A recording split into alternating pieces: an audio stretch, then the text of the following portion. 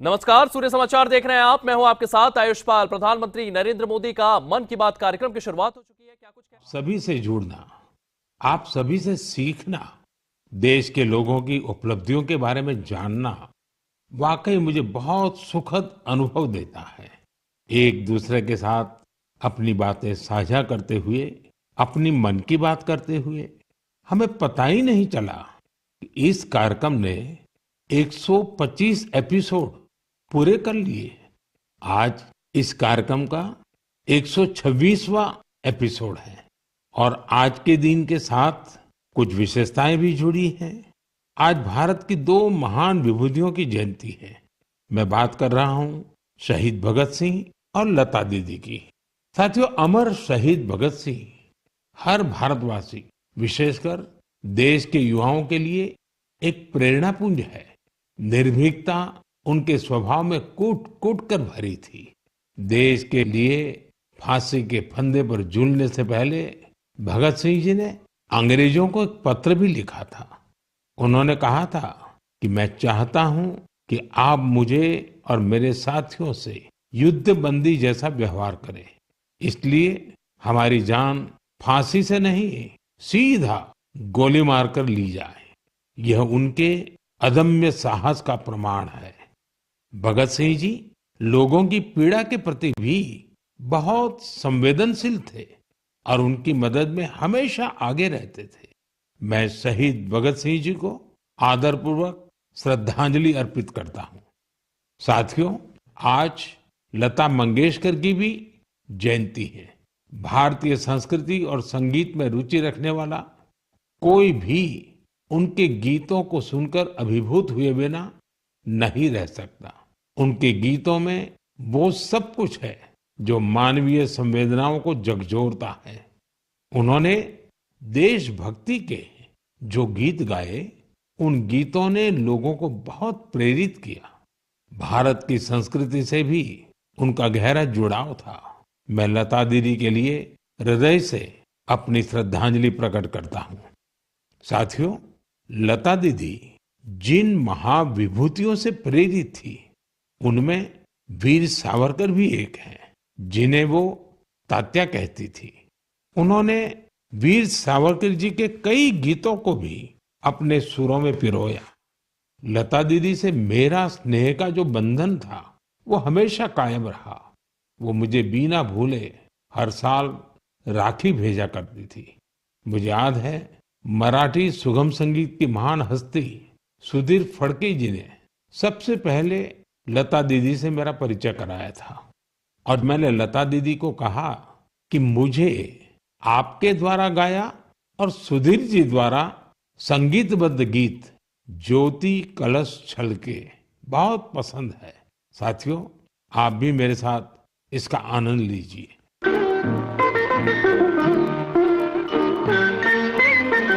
ज्योति कलश छलके, ज्योति कलश छलके, ज्योति कलश छलके, ज्योति कलश छलके। वे गुलाबी लाल सुनहरे रंग दल बादल के, ज्योति कलश छलके।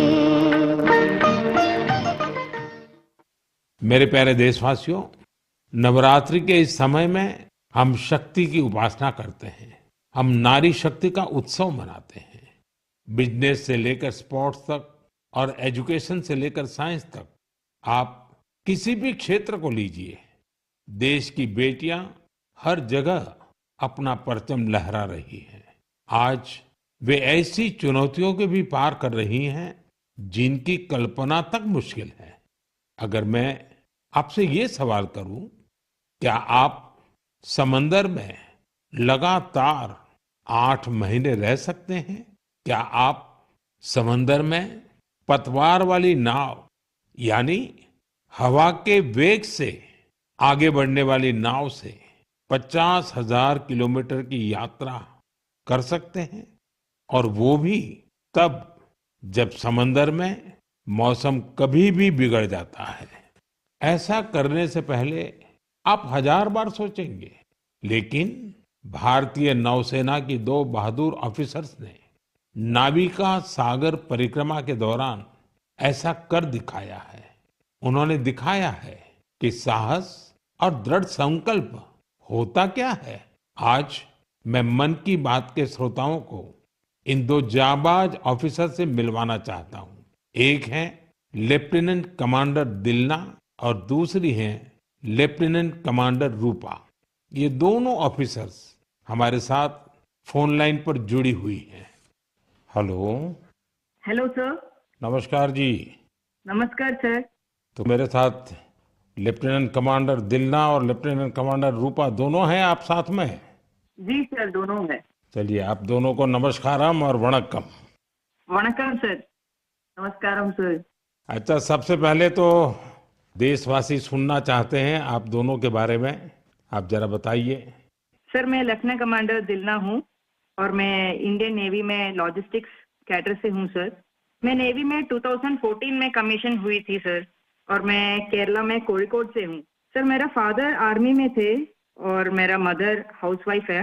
मेरा हस्बैंड भी इंडियन नेवी में ऑफिसर है सर और मेरा सिस्टर एनसीसी में नौकरी करती है। जय हिंद सर, मैं लेफ्टिनेंट कमांडर रूपा हूँ और मैं navy 2017 naval armament inspection cadre में ज्वाइन किया है और मेरे फादर तमिलनाडु से है और मेरे मदर पौंडीचेरी से है। मेरे फादर एयरफोर्स में थे सर। एक्चुअली डिफेंस ज्वाइन करने के लिए मुझे उनसे ही प्रेरणा मिली और मेरी मदर होम मेकर थी। अच्छा दिलना और रूपा, आपसे मैं जानना चाहूंगा कि आपकी जो सागर परिक्रमा में आपका एक्सपीरियंस देश सुनना चाहता है और मैं पक्का मानता हूँ ये कोई सरल काम नहीं है, कई कठिनाइयां आई होगी, बहुत मुश्किलें आपको पार करनी पड़ी होगी। जी सर, मैं आपको ये बोलना चाहती हूँ कि लाइफ में सर एक बार हमें ऐसा मौका मिलता है जो हमारी जिंदगी बदल देती है सर। और ये सर्कम नेविगेशन वो हमारे लिए ऐसी एक अपॉर्चुनिटी थी जो इंडियन नेवी और इंडियन गवर्नमेंट ने हमें दिया है। और इस एक्सपेडिशन में हम लगभग 47,500 किलोमीटर सेल किया सर। हमने 2 अक्टूबर 2024 को निकला गोवा से और 29 मई 2025 को वापस आया। और इस एक्सपेडिशन हमें कंप्लीट करने के लिए 238 डेज लगे सर और 238 डेज हम सिर्फ दोनों थे सर इस बोट पे। और सर एक्सपेडिशन के लिए हमने 3 साल की तैयारी की, नेविगेशन से लेके कम्युनिकेशन, इमरजेंसी डिवाइसेस को कैसे ऑपरेट करना, डाइविंग कैसे करते हैं और बोट में कुछ भी तरह की इमरजेंसी हो जैसे मेडिकल इमरजेंसी से हो कैसे मैनेज करना, ये सब के बारे में हमें इंडियन नेवी ने ट्रेनिंग दिया सर। और इस यात्रा में सबसे मेमोरेबल मोमेंट में बोलना चाहती हूँ सर कि हमने भारत की झंडा पॉइंट नीमो पर लहराया सर। सर, पॉइंट नीमो दुनिया की सबसे रिमोटेस्ट लोकेशन पे है सर। वहां से सबसे पास कोई इंसान है तो वो इंटरनेशनल स्पेस स्टेशन में है और वहां पे एक सेल बोट में पहुंचने वाला पहला भारतीय और पहला एशियन और दुनिया के पहला इंसान हम बने सर और ये हमारे लिए गर्व की बात है सर। वाह, बहुत बहुत बधाई आपको। Thank you sir. आपके साथी भी कुछ कहना चाहते हो? सर, मैं ये कहना चाहती हूँ कि ये सेल बोट से ये दुनिया का सर्कम नेविगेशन जो किया है उनका नंबर माउंट एवरेस्ट पहुंचने वाले के नंबर से बहुत कम है। और एक्चुअली जो सेल बोट से अकेले जो सर्कम नेविगेशन करते हैं उनके नंबर जो स्पेस में गए हैं उनके नंबर से भी बहुत कम है। अच्छा, इतनी कॉम्प्लेक्स जर्नी के लिए बहुत टीम वर्क की जरूरत होती है और वहां तो टीम में आप 2 ही ऑफिसर्स थे, आप लोगों ने कैसे मैनेज किया इसको? जी सर, ऐसे यात्रा के लिए हम दोनों को एक साथ मेहनत करना पड़ता था और जैसे लेफ्टिनेंट कमांडर दिलना ने बोला, ये अचीव करने के लिए सिर्फ दोनों था बोट पे और हम बोट रिपेयरर थी, इंजन मैकेनिक थी, sail maker, medical assistant, cook, cleaner, diver, navigator और सब कुछ एक साथ बनना पड़ता था। और ये हमको अचीव करने के लिए इंडियन नेवी का बड़ा कंट्रीब्यूशन था और हमको हर तरह की ट्रेनिंग दिया है। एक्चुअली सर, हम 4 साल से साथ सेल कर रहे हैं तो एक दूसरे की स्ट्रेंथ और वीकनेस हम अच्छी तरह से जानते हैं। इसलिए हम सबको कहते हैं कि हमारे बोट पर एक इक्विपमेंट थी जो कभी फेल नहीं हुआ, वो हम दोनों का टीम वर्क था। अच्छा, जब मौसम खराब होता था, क्योंकि ये समुद्री दुनिया तो ऐसी ही है जहाँ मौसम का कोई ठिकाना नहीं, तो आप उस सिचुएशन को कैसे हैंडल करते थे? सर, हमारा यात्रा में बहुत सारा एडवर्स चैलेंजेस सब थे सर। हम इस एक्सपेडिशन में कई चैलेंजेस फेस करना पड़ा।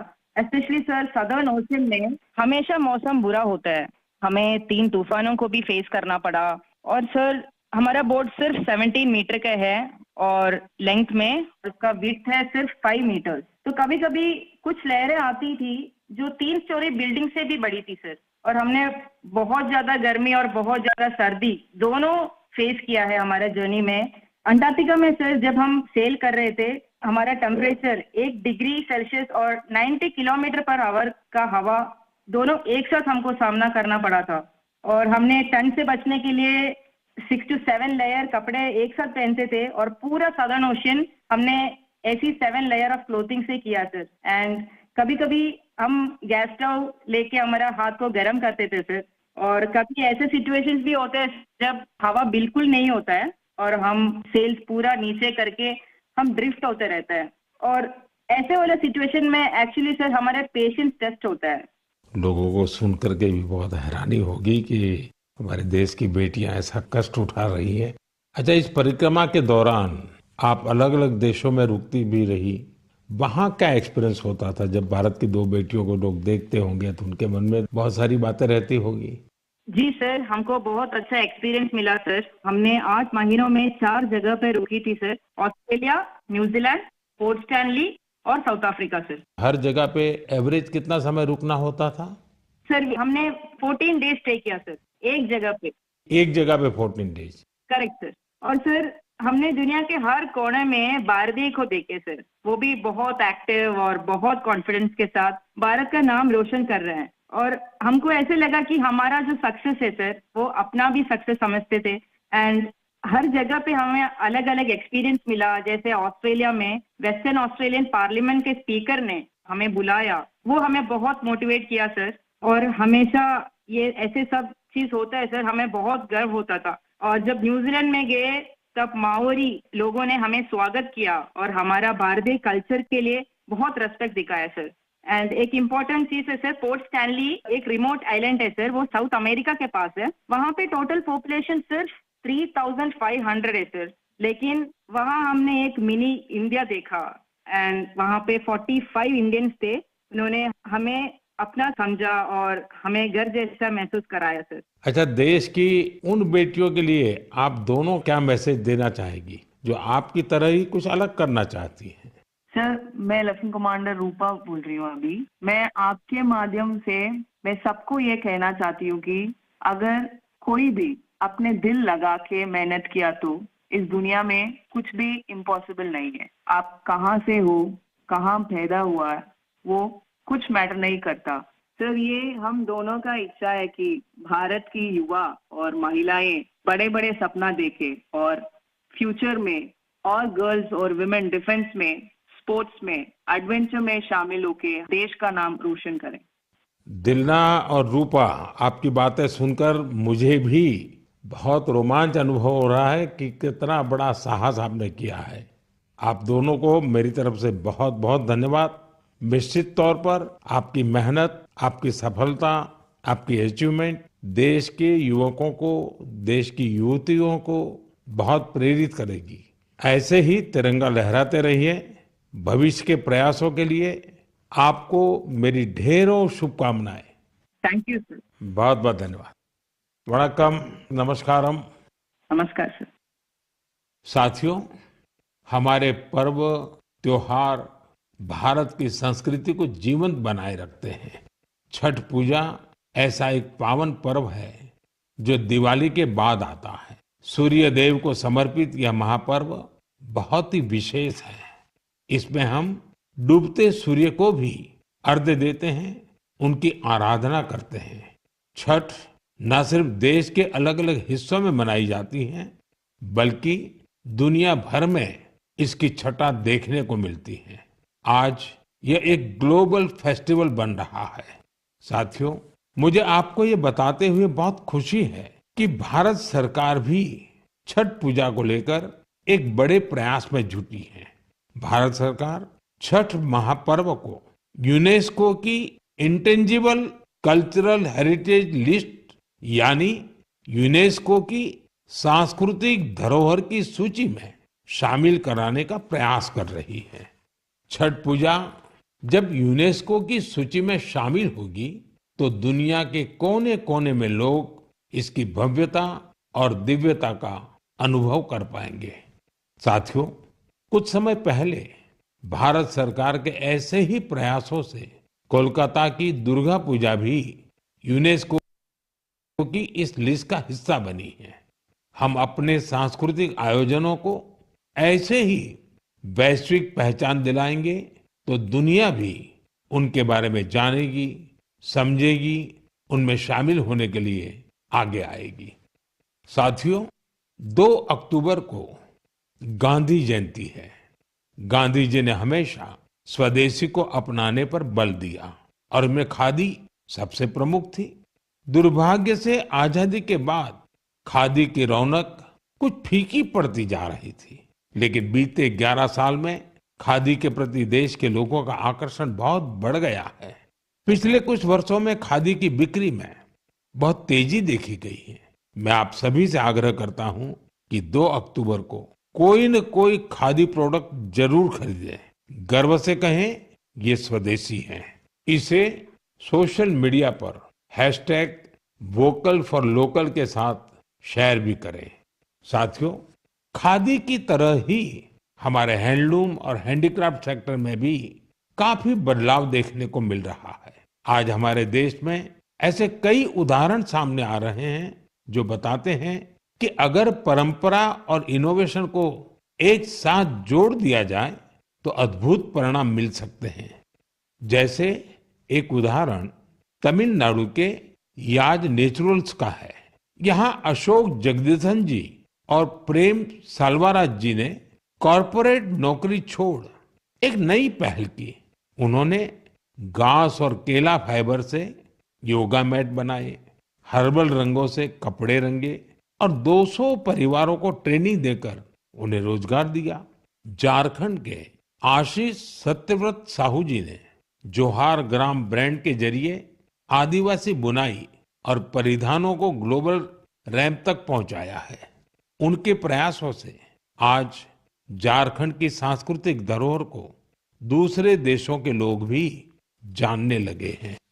बिहार के मधुबनी जिले की स्वीटी कुमारी जी ने उन्होंने भी संकल्प क्रिएशन शुरू किया है। मिथिला पेंटिंग को उन्होंने महिलाओं की आजीविका का साधन बना दिया है। आज 500 से ज्यादा ग्रामीण महिलाएं उनके साथ जुड़ी हैं और आत्मनिर्भरता की राह पर है। सफलता की ये सभी गाथाएं हमें सिखाती हैं कि हमारी परंपराओं में आय के कितने ही साधन छिपे हुए हैं।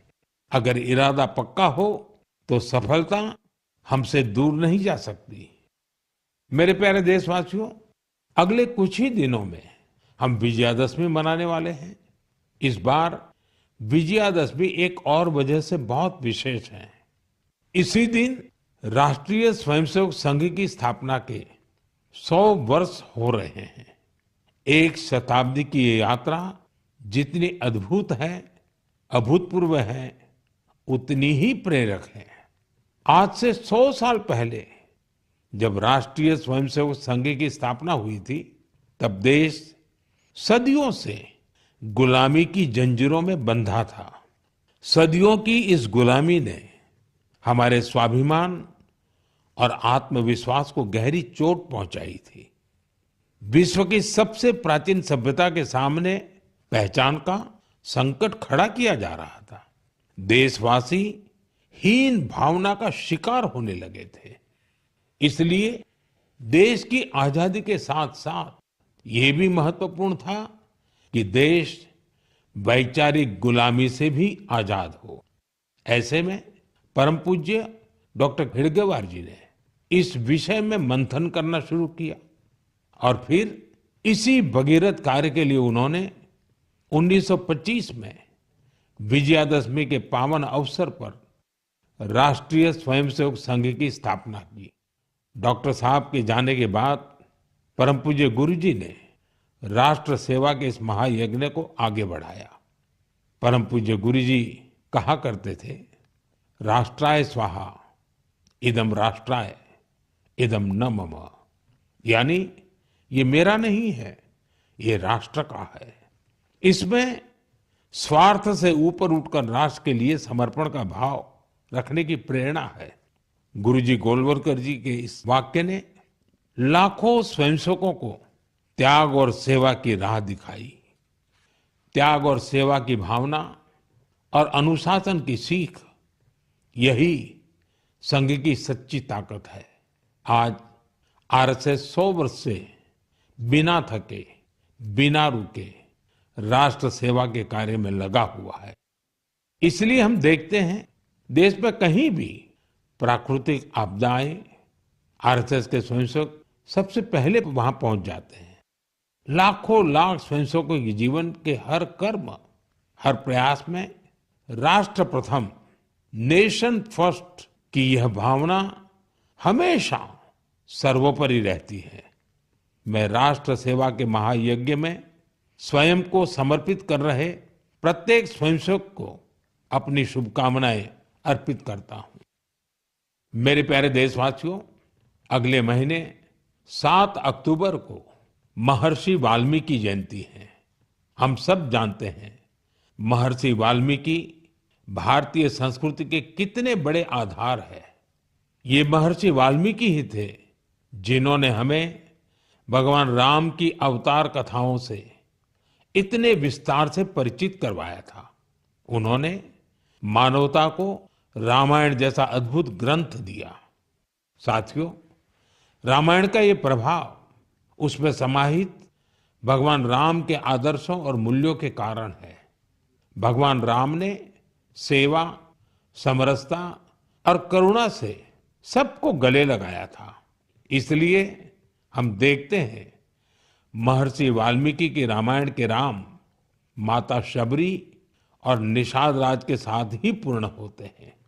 इसलिए साथियों, अयोध्या में जब राम मंदिर का निर्माण हुआ तो साथ में निषाद राज और महर्षि वाल्मीकि का भी मंदिर बनाया गया है। मेरा आपसे आग्रह है, आप भी जब अयोध्या में रामलला के दर्शन करने जाएं तो महर्षि वाल्मीकि और निषाद राज मंदिर के दर्शन जरूर करें। मेरे प्यारे देशवासियों, कला, साहित्य और संस्कृति की सबसे खास बात होती है कि ये किसी एक दायरे में बंधी नहीं होती। इनकी सुगंध सभी सीमाओं को पार कर लोगों के मन को छूती है। हाल ही में पेरिस के एक कल्चरल इंस्टीट्यूट सौंथ मंडपा ने अपने 50 वर्ष पूरे किए। इस सेंटर ने भारतीय नृत्य को लोकप्रिय बनाने में अपना व्यापक योगदान दिया है। इसकी स्थापना मिलेना साल्विनी ने की थी। उन्हें कुछ वर्ष पहले पद्मश्री से सम्मानित किया गया था। मैं सौंथ मंडपा से जुड़े सभी लोगों को बहुत बधाई देता हूं और भविष्य के प्रयासों के लिए उन्हें शुभकामनाएं देता हूं। साथियों, अब मैं आपको 2 छोटी ऑडियो क्लिप सुना रहा हूं। इन पर ध्यान दीजिएगा। दयालु सितकिन सितना मिनिहा कौरुंदो मसबंदे मिनिहा गन सोंदिने नैनु वेदो बिंद कुदु सितुवे दयालु सितकिन सितना मिनिहा कौरुंदो मसबंदे मिनिहा गन सोंदिने। अब दूसरी क्लिप भी सुनिए। மனிதன் மனிதனுக்காயில்லையே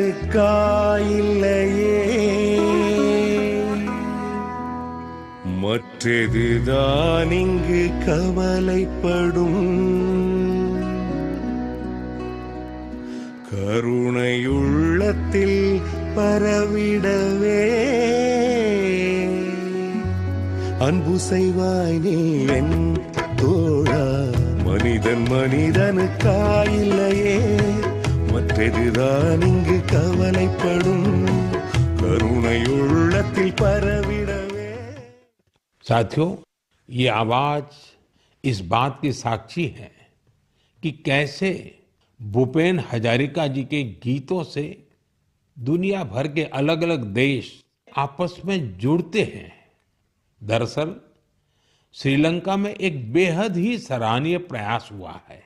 इसमें भूपेन दाजी के प्रतिष्ठित गीत मनुहे मनुहार बाबे, इसका श्रीलंकाई कलाकारों ने सिंहली और तमिल में अनुवाद किया है। मैंने आपको इन्हीं का ऑडियो सुनाया है। कुछ दिनों पहले मुझे असम में उनके जन्म शताब्दी समारोह में शामिल होने का सौभाग्य मिला था। यह वास्तव में एक बहुत ही यादगार कार्यक्रम रहा। साथियों, असम आज जहां भूपेन हजारिका जी की जन्म शताब्दी मना रहा है, वहीं कुछ दिनों पहले एक दुखद समय भी आया है। जुबिन गर्ग जी के असामयिक निधन से लोग शोक में हैं। जुबिन गर्ग एक मशहूर गायक थे, जिन्होंने देश भर में अपनी पहचान बनाई। असम की संस्कृति से उनका बहुत गहरा लगाव था। जुबिन गर्ग हमारी यादों में हमेशा बने रहेंगे और उनका संगीत आने वाली पीढ़ियों को मंत्र मुग्ध करता रहेगा।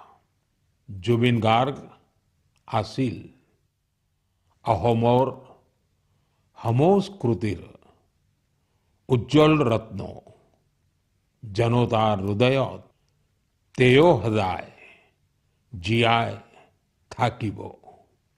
साथियों, कुछ दिन पहले हमारे देश ने एक महान विचारक और चिंतक S.L. भैरप्पा जी को भी खो दिया है। मेरा भैरप्पा जी से व्यक्तिगत संपर्क भी रहा और हमारे बीच कई मौकों पर अलग अलग विषयों पर गहन बातचीत भी हुई। उनकी रचनाएं युवा पीढ़ी के विचारों को दिशा देती रहेगी। कन्नड़ा की उनकी बहुत सारी रचनाओं का अनुवाद भी उपलब्ध है। उन्होंने हमें बताया कि अपनी जड़ों और संस्कृति पर गर्व करना कितना मायने रखता है। मैं S.L. भैरप्पा जी को अपनी भावभीनी श्रद्धांजलि अर्पित करता हूं और युवाओं से उनकी रचनाएं पढ़ने का आग्रह करता हूं। मेरे प्यारे देशवासियों, आने वाले दिनों में एक के बाद एक त्योहार और खुशियां आने वाली हैं। हर पर्व पर हम खरीदारी भी खूब करते हैं और इस बार तो GST बचत उत्सव भी चल रहा है। साथियों, एक संकल्प लेकर आप अपने त्योहारों को और खास बना सकते हैं। अगर हम ठान लें कि इस बार त्योहार सिर्फ स्वदेशी चीजों से ही मनाएंगे, तो देखिएगा हमारे उत्सव की रौनक कई गुना बढ़ जाएगी। वोकल फॉर लोकल को खरीदारी का मंत्र बना दीजिए। ठान लीजिए हमेशा के लिए जो देश में तैयार हुआ है वही खरीदेंगे। जिसे देश के लोगों ने बनाया है वही घर ले जाएंगे। जिसमें देश के किसी नागरिक की मेहनत है उसी सामान का उपयोग करेंगे। जब हम ऐसा करते हैं तो हम सिर्फ कोई सामान नहीं खरीदते, हम किसी परिवार की उम्मीद घर लाते हैं, किसी कारीगर की मेहनत को सम्मान देते हैं, किसी युवा उद्यमी के सपनों को पंख देते हैं। साथियों, त्योहारों पर हम सब अपने घर की सफाई में जुट जाते हैं, लेकिन स्वच्छता सिर्फ घर की चार दीवारी तक सीमित न रहे। गली, मोहल्ला, बाजार, गांव, हर जगह पर सफाई हमारी जिम्मेदारी बने। साथियों, हमारे यहाँ ये पूरा समय उत्सवों का समय रहता है और दिवाली एक प्रकार से महाउत्सव बन जाता है। मैं आप सबको आने वाली दीपावली की भी बहुत बहुत शुभकामनाएं देता हूं, लेकिन साथ साथ फिर से दोहराऊंगा, हमें आत्मनिर्भर बनना है, देश को आत्मनिर्भर बना करके ही रहना है और उसका रास्ता स्वदेशी से ही आगे बढ़ता है। साथियों, मन की बात में इस बार इतना ही। अगले महीने फिर नई गाथाओं और प्रेरणाओं के साथ मुलाकात करूंगा। तब तक आप सबको शुभकामनाएं। बहुत बहुत धन्यवाद।